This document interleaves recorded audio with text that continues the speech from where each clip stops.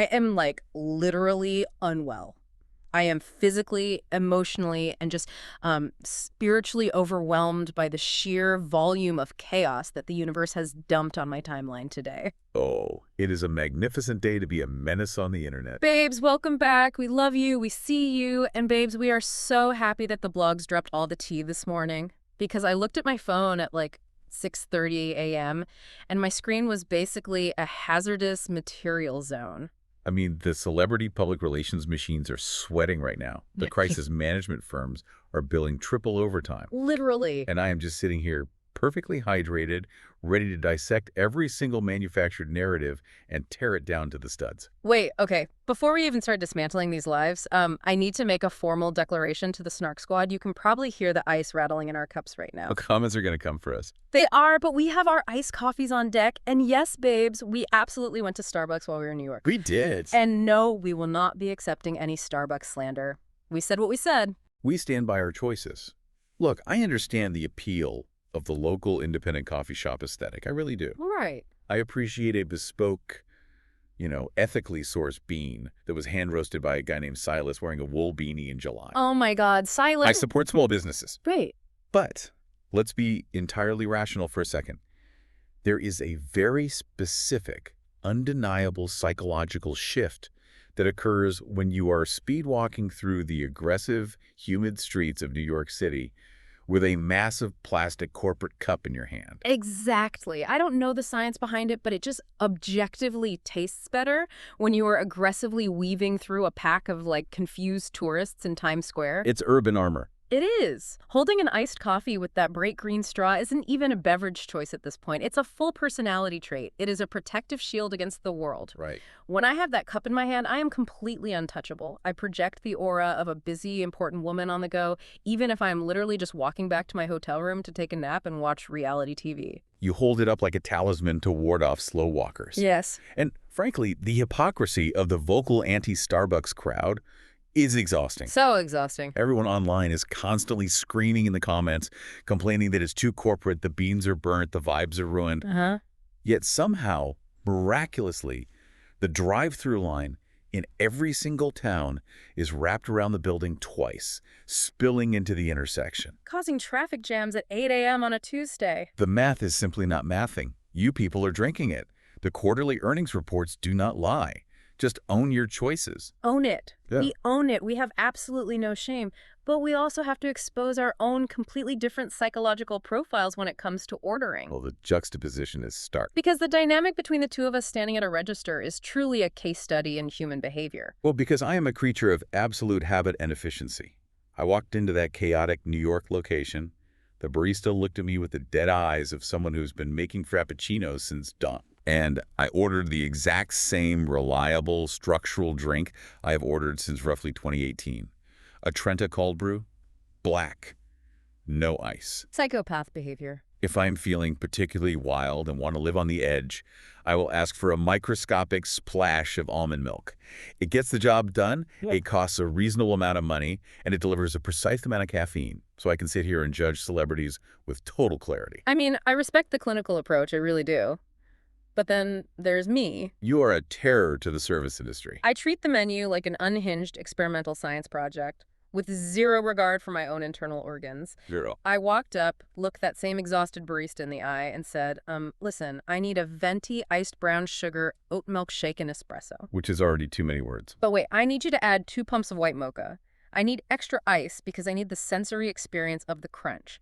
And I need you to top it with a thick layer of vanilla sweet cream cold foam and finish it with an aggressive drizzle of caramel. The barista literally sighed when you ordered that. It wasn't even a subtle exhale. I saw her soul leave her body. She judged me. I felt the judgment radiating off of her green apron, but I simply do not care. Yes, I am aware that this cup of coffee cost me basically the down payment on a used car. It was almost $10. But the emotional reward, unmatched. The level of caffeine-induced confidence coursing through my veins right now, I could fight a bear. Well, the sugar crash in about 45 minutes is going to be spectacular, but until your pancreas gives out, I will gladly harness this manic energy. Babes, honestly, we have so much gossip to get through today that we need to stop talking about coffee and get into the mess. Let's do it. because the country music world is completely upside down right now. It's a master narrative of asset division. Let's start with the most shocking, wildly unconventional news of the day. The Jelly Roll and Bunnie X mega spiral. Unprecedented. I am still trying to wrap my mind around the timeline. They were the absolute poster couple for, like, unfiltered, supportive country love stories. The gritty underdog romance. Right. And then, out of nowhere, we find out about this explosive Mother's Day fight that ended everything. The mechanics of how this played out are fascinating because it defies the usual slow fade of celebrity marriages. Yeah, tell me about it. According to Bunnie's own platform, which, by the way, phenomenal business move to drop all your divorce details on your own monetized platform instead of giving the exclusive to a magazine. Oh, she knows how to secure the bag. She does. So they get into a massive argument on Mother's Day. She was exhausted, felt unappreciated, and she literally yelled at him, "File the thing papers." And the absolute shocker is that he actually called her bluff. He marched to the courthouse. I cannot imagine the sheer panic. Picture being in a screaming match on Mother's Day. You throw out the divorce threat, which people do in toxic fights all the time when they don't mean it. Constantly. And your husband just says, "Okay, bet," and goes to the courthouse in Tennessee. He filed the paperwork. The swiftness is breathtaking. But here's where my analytical heart swells with awe for Bunnie. Her legal strategy should be a mandatory seminar in law schools. 3 weeks. We are talking about a massive high net worth divorce settlement entirely wrapped up and signed in 3 weeks. People take longer than 3 weeks to cancel a gym membership. It takes me 3 weeks just to return an ASOS package. I cannot comprehend dividing an empire in 21 days. And she walked away with the dream mega compound. Yes. 3 entirely separate houses on it. And her quote was a surgical strike of shade. She said, "You didn't take care of me in the marriage, but you're taking care of me in the divorce." That quote knocked the wind out of me. It is so triumphant, but so heavy. But wait, this is the twist that had me staring at my wall this morning. The baby. Despite the divorce, despite the compound split, despite the Mother's Day fight, they are still using a surrogate and having a baby together. I had to read that headline 4 times. They are divorced, legally dissolved, but having a biological child via surrogate, and she claims they are now best friends who served their purpose as spouses. Right. What does that mean? You served your purpose as a wife, so now you transition into being divorced bestie co-parents to a newborn. That is a psychological disaster. I disagree. From a purely cynical PR perspective, it is the ultimate rebranding of a broken marriage. Oh. It's bulletproof. You can't criticize them for failing at marriage because they're pitching it as a highly evolved transition into modern co-parenting. No. It reframes failure as evolution. Meanwhile, Jelly Roll is doing damage control on tour. He paused his New York concert, told the crowd to get their flashlights out, and declared Bunnie is the only woman I will ever love. I am pushing back on this. It is not a brilliant narrative. It is entirely unhinged. It's a country song. It is a modern country song being written in real time. It has a mega compound, a surrogate, a Mother's Day screaming match, a dramatic onstage declaration, and 0 actual cheating. Which is why the internet is malfunctioning. Exactly. Usually a split this fast involves someone getting caught with a backup dancer. This is just raw interpersonal combustion. The lack of a clear villain is tough for the public, which is why Bunnie had to explicitly shut down rumors she left him for Chad Kroeger. Daddy Chatty. Oh my God. The internet calling him Daddy Chatty is going to send me to an early grave. The fact that a woman who just secured a massive real estate portfolio had to look into a camera and state, "I am not with Daddy Chatty," is peak 2026 internet absurdity. I am so deeply sorry to Chad Kroeger and all of Nickelback for being violently dragged into this. They were just minding their Canadian business. But honestly, while Jelly Roll and Bunnie might be transitioning into this bizarre co-parenting phase, the rest of young Hollywood is moving at warp speed into new romances. Rapid-fire rebounds. Yes! We're in an era of cool moms and aggressive PR hard launches. Let's talk about the whiplash of Alex Earl and Benson Boone. Let's dissect this, because Alex is actively upgrading her public narrative. They were spotted leaving Craig's in West Hollywood. And babes, you do not go to Craig's for a quiet meal. No, it's a designated pap walk location. You go specifically to be photographed by the paparazzi stationed on the sidewalk. If you want to keep a secret, you go to a speakeasy in Silver Lake. If you want to announce your relationship without a press release, you eat a steak at Craig's. Exactly. And the TikTok flirting leading up to this, she's on a luxury yacht lip-syncing to his unreleased song, and then Benson recreates her video wearing a matching black lace dress. It is highly strategic. Look at Alex's dating history. Oh, it was a mess. She had the messy split with Braxton Berrios, the weird age gap fling with Tom Brady that felt like a glitch in the Matrix. That Tom Brady era was so weird. And now, she is starring in a Gen Z pop star's music video. She's successfully pivoted from being a messy sports-adjacent influencer to the supportive muse and a music industry power couple. Her booking fees just went up. Okay, when you lay it out like that, it sounds calculated, but I think it's adorable. I think a 23-year-old on a yacht is just having fun. Yeah. But if we are talking about pivoting demographics, I need you to explain Katy Perry and Justin Trudeau to me. The timeline of our reality has fractured. Make it make sense. Because Katy goes on the Zane Lowe show, calls the last year her worst year amid the Orlando Bloom split, says she was crying on the floor during the Lifetime's tour in Adelaide, Trashy. and then says she went to space emotionally and was blessed with the former Prime Minister of Canada. The romantic arc from Legolas the Elf to a naked paddleboarding actor to a suited Canadian politician is something nobody had on their bingo card. How do you go from crying in a left shark costume to hard launching a politician at the Tribeca Film Festival? It's wild. I am pushing back on this being real. What do they even talk about over dinner? Canadian agricultural tax policy. Is he helping her write the bridge for her new single? The connective tissue is power and novelty. It's the ultimate status flex. You think? Politicians are the new rock stars for pop girls who have aged out of dating volatile DJs. Dating a former head of state elevates Katy from pop star to global figure. Wow. Okay, I see that. And for Trudeau, it keeps him culturally relevant. It's a mutually beneficial exchange of cultural capital. Speaking of cultural capital, flexes Kim Kardashian and Lewis Hamilton. Oh, the cool mom points. She is racking them up. Dating the 7-time F1 world champion is scoring her major points with Saint and Chicago. The kids are mesmerized because he literally drives race cars for a living. To a child, he is a superhero. I thought immediately this is the billionaire equivalent of bribing your kids with a life-sized Hot Wheels track. Truly. You want your kids to think you're cool after a messy divorce. Date the man who drives the fastest cars on the planet. It is brilliant parenting, but look at the reality. They've known each other for over a decade. They were photographed together in 2014. Right, when she was with Kanye and he was with Nicole Scherzinger. They've existed in the same billionaire circles forever. Now they're checking into Paris hotels together. But she made it clear she's not following the grueling F1 calendar. She's retaining autonomy. Kim loves the buzz of a high-profile romance more than oxygen. But if we want to talk about highly scrutinized Hollywood power coupling Sydney Sweeney and Scooter Braun, The transition of this narrative was aggressive. I read her birthday post for him and physically cringed. She posted a tribute for his 45th birthday. She's 28 at the peak of her career, posting a black and white photo kissing his cheek. With the matching vintage jerseys on a private basketball court. The caption haunts me.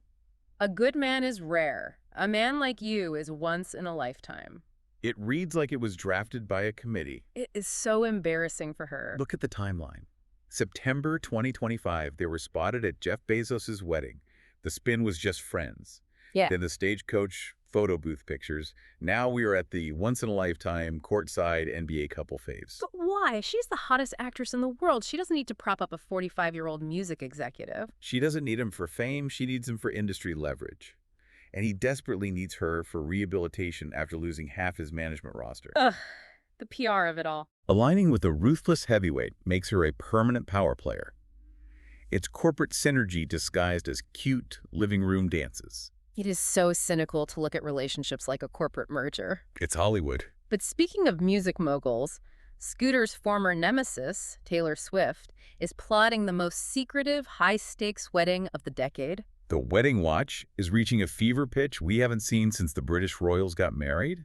The diversion tactics are military grade. The venue wars are stressing me out. Well, the rumor mill is torn. Half the internet says there's a massive white tent at the Ocean House in Rhode Island, permitted for 220 guests under D&G wedding. Which could be a decoy, or it could literally just be a couple named Dave and Greg having the worst luck in human history trying to get married next door to Taylor Swift. Imagine being Dave and Greg.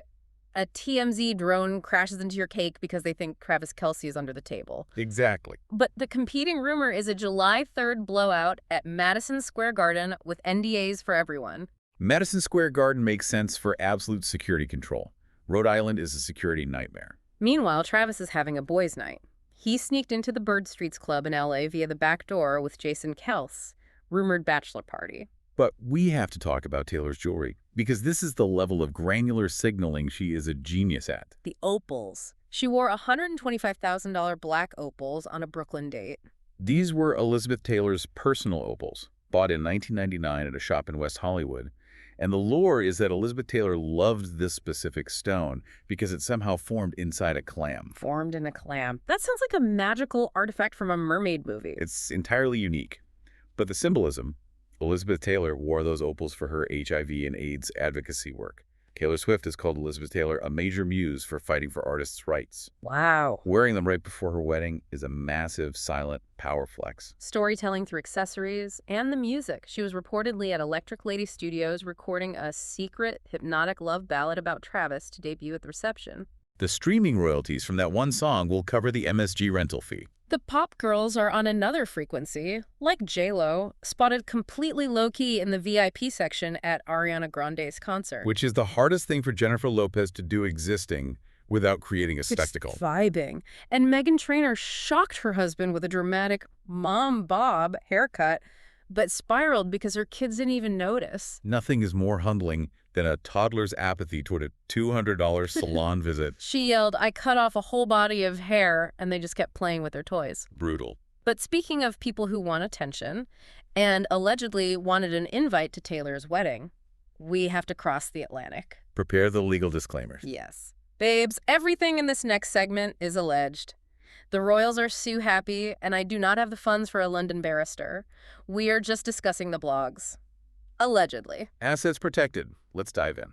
Meghan Markle reportedly banked on an invite to Taylor's wedding to elevate her Hollywood status, but it allegedly got lost in the mail. The most polite, devastating British shade I've heard all week. Because Taylor is fiercely loyal to her guest list, and Meghan's brand is in crisis. She's furious that Harry won't carry his weight in their Hollywood rebrand. She says he acts above it all. I have to defend Harry here. He acts above it all because he is a prince. You cannot extract a prince, move him to Montecito, and get angry when he doesn't want to hustle for brand deals like a reality star. But they have massive overhead. She views it as lazy, he views it as undignified. It's a structural clash. Messy. But King Charles is offering an olive branch. He's offering Harry a royal residence and security funding for his July Invictus trip so he can see Archie and Lilibet. Security has been the immovable sticking point. Charles bypassing the government to fund it personally eliminates Harry's primary excuse. He forces his hand. He just wants to see his grandkids. But there's a money mystery. Harry donated £1 million of BBC Children in Need, but it reportedly didn't come from his personal wealth. Where is it from? That's the million-pound question. Is it a trust? When royals move money, it's a PR chess move to obscure their liquid net worth. Total PR move. Just like Prince William stressing Kate out by refusing to give up his anonymous, terrifying motorcycle rides. He rides a Ducati in black leathers just so he can look at regular people without them knowing it's him. Pure psychological escapism. And risking the Tudor-Windsor lineage, Kate is begging him to stop. And meanwhile, Charles is rolling up to Royal Ascot in a carriage with Stanley Tucci and Felicity Blunt. The Devil Wears Prada collides with the crown. Tucci charmed his way into the monarchy with roasted root vegetables. I fully support it. But the most shocking royal story today. A new book claims teenage Princess Diana secretly sent anonymous Valentine's cards to Prince Andrew before she ever looked at Charles. The psychological layers. She had a crush on the boisterous younger brother. I am spiraling over the tragedy. She wanted the fun brother, got sucked into marrying the stiff future king, and then later introduced her best friend Sarah Ferguson to Andrew. A gothic tragedy. Shakespearean. But the royals aren't the only ones with messy families. Hollywood families are acting feral this week. Feral. Let's start with the Beckham's Father's Day posts. David and Victoria post these beautiful tributes, but Brooklyn completely ignored David online. 0 posts. And the absolute coup de grace, Brooklyn's wife, Nicola Peltz, wrote a massive glowing essay praising her own billionaire dad, Nelson Peltz. The silence from Brooklyn contrasted with Nicola's essay is deafening. Nobody in that family forgets an Instagram holiday. The silence was a choice. And the Jolie Pitts.